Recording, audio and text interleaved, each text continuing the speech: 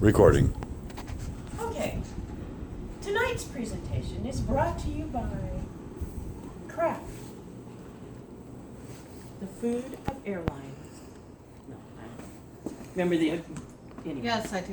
Mm-hmm. Anyway, before the old shows, like Walt Disney, the Magic Kingdom, they always said, brought to you this evening by something. Shelly. Huh? Shelly. Yes, brought to you by Shelly. This is a persuasive speech, and I have to do it on something that will help Lynn improve.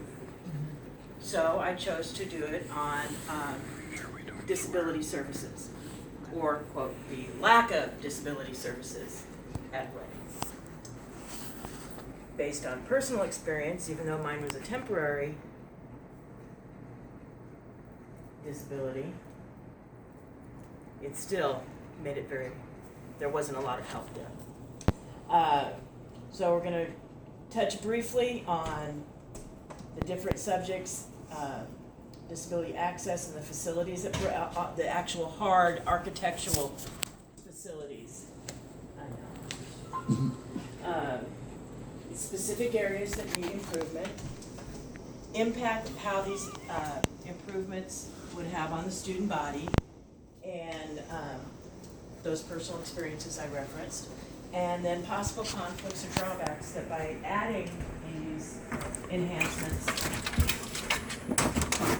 may cause the school itself.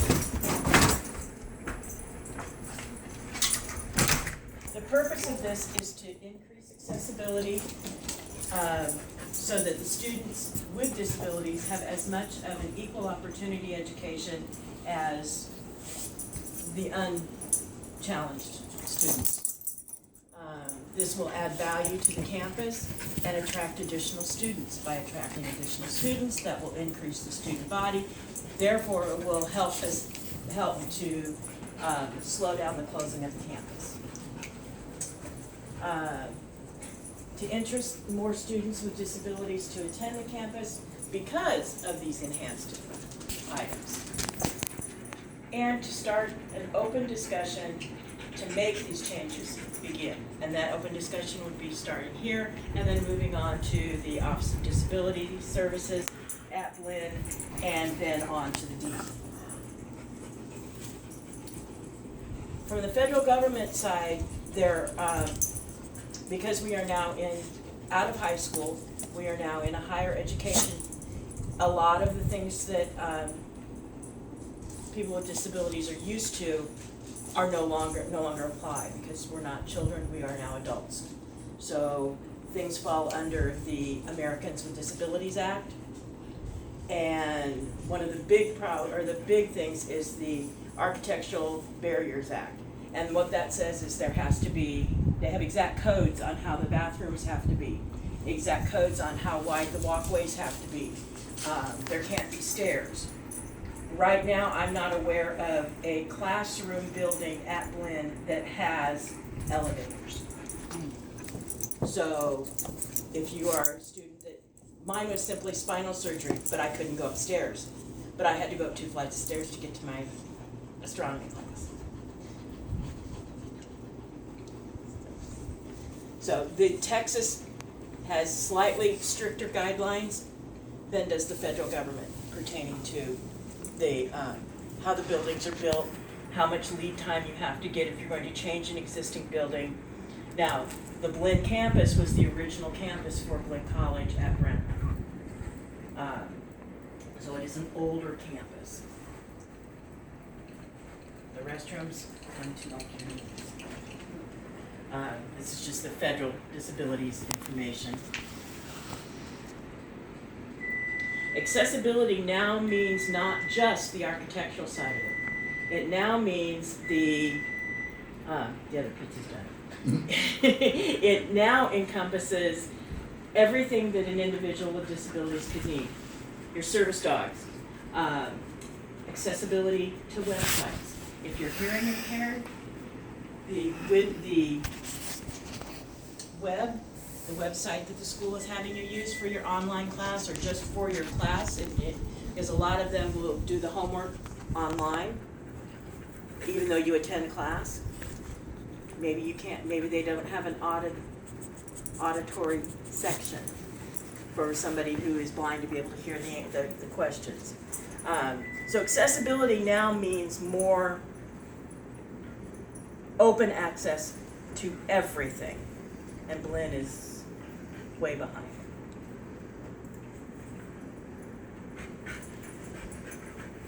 The accessibility of the web is actually now, it's referred to as WC3. And it was actually formed by the gentleman who founded, it's the whole corporation, and it's the pizza man. It's not founded by the pizza man? No, it's founded by the gentleman who actually developed the World Wide Web.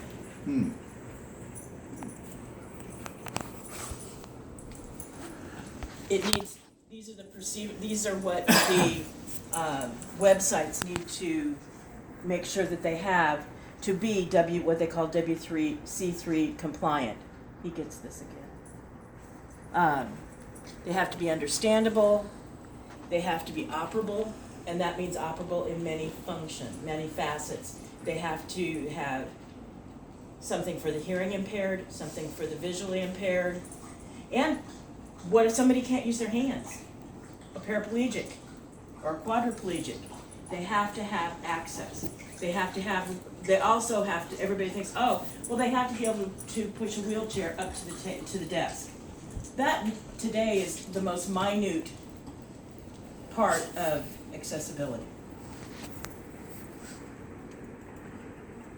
Oops, I went the wrong way.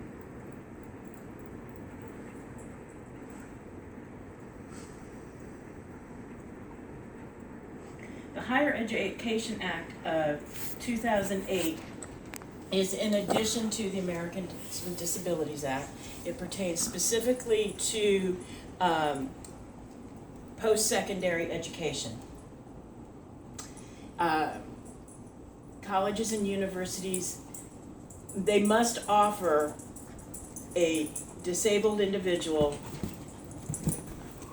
what they call a CTP, which basically is the same as the old ARD in high school. Well, it's not old, but the ARD, or the individual plan. It combines not only education, it combines that with a workforce, student work study program. And they have found that 76% of students with disabilities who have used this program and combined both the educational value along with a work study program have completed college and are more functioning member of society. They can live on their own, they can hold down decent jobs. There's a lot more that they can do than just going to the standard college class, which not everybody can do.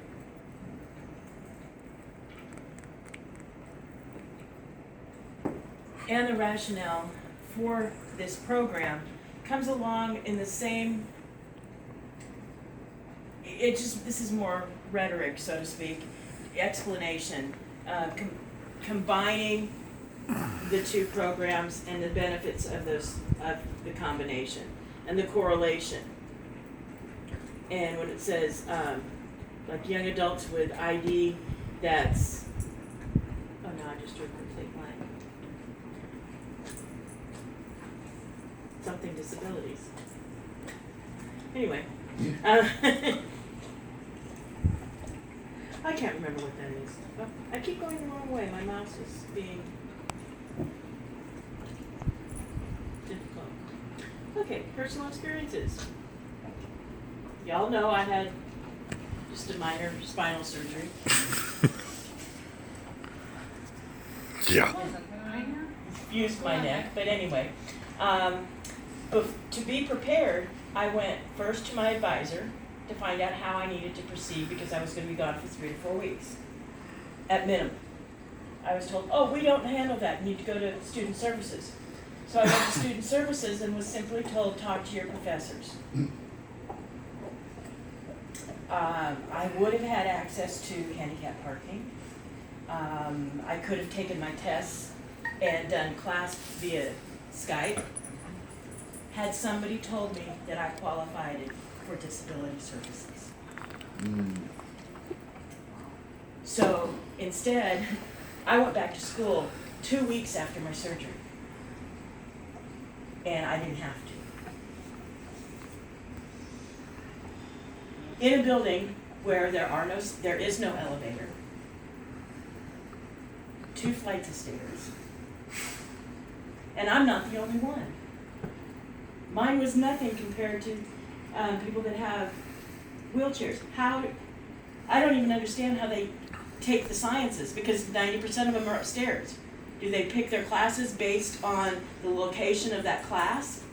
Is it on the main floor?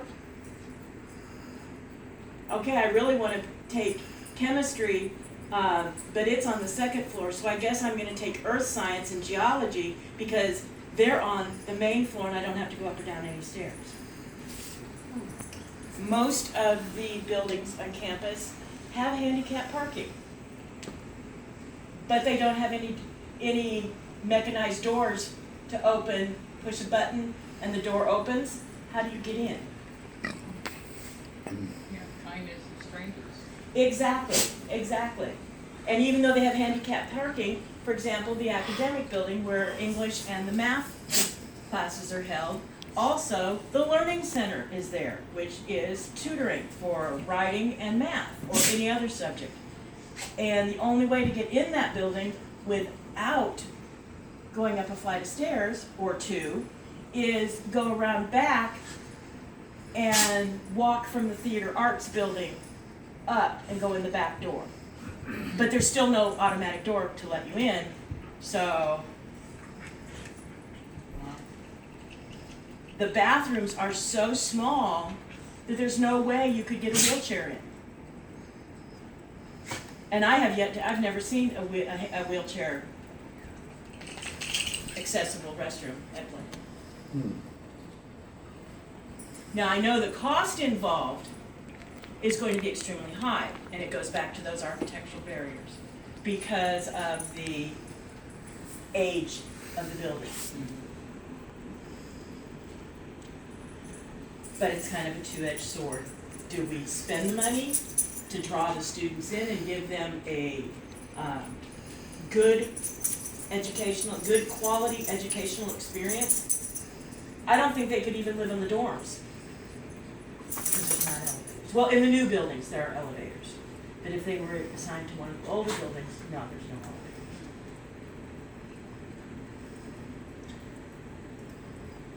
I just found there was a complete lack of communication between departments. Anybody have any questions? The older building, do they have the ramps to get up to the building? Or isn't that a So a lot of federal the and people state with law? wheelchairs Yeah. didn't have elevators. Exactly. Did you ever even see anybody with a wheelchair? No, I've never seen anybody with a Yeah, wheelchair. because Because they're unable to make it. But isn't it a federal and state law now that they have those ramps to make it handicap accessible? If everybody else has to do it, why don't they? I don't know. That's why I was going to ask how they. That do could it. be one of the reasons why they're looking at closing the facility. And if you were informed correctly and you weren't all that pain and on medication and had your neck all messed That up big and collar. everything, yeah, that collar and everything, you could have had a lot easier time during those weeks of recovery. Wow. Okay. And see, mine is just a little issue in comparison to, you know, We all know you very well. It wasn't a little issue, but it's better than you being in a wheelchair. in a wheelchair, or even if you're on crutches, you know, even if you have cerebral palsy where you know, unfortunately you are restricted in your movement. Or just broke a leg. Or you broke a leg. Unless you have a boot, Forget it. you can't get around class. So it's very frustrating. And those of us who don't deal every day with disabilities don't think about it. I do, because my nephew broke his neck, tied me into a lake. He's paralyzed. He's got some movement of his arms, but The rest, you know, he's been in a wheelchair since he's 17, and he couldn't attend. Yeah. So And, there's, and he's a genius. I mean, this boy is so smart that he could do anything he wanted, and any college would be happy to have him. But if he's not able to get into the classes, then You can't go. yeah, Yeah. you know, he can't expand his horizon on that. now the other campuses within the Balloon family, Sealy, Schulenburg, or Bryan, may be a different story. I've not been to those campuses. I can only speak for the Brenham campus because that's the only one that I've attended. And to me, it just Brennan, just down the erase that. But, I mean, it's an excellent school. The quality of their classes is excellent. But it's a shame that more people can't take advantage of it because of the lack of services. Is this the only college that doesn't have all these disability rates? I don't know. My assignment, I was simply to look at things that could, look at a topic that could help Lynn be better. So, I don't eat on campus, so I can't address the quality of the food. Oh no. This is perfect. I mean, handicap Yeah, accessibility. that is- Exactly. You There's know. there's a lot of handicapped people. Yeah. So, what I would like, summary, but what I would ask is that you would contact the school itself and ask what they are doing. I'm going to do that and start with the Office of Disabilities. Do you have an email address there? I do.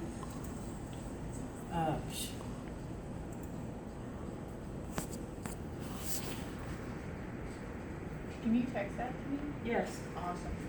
Because I'll email it. Okay. Yes, I'll get that for you.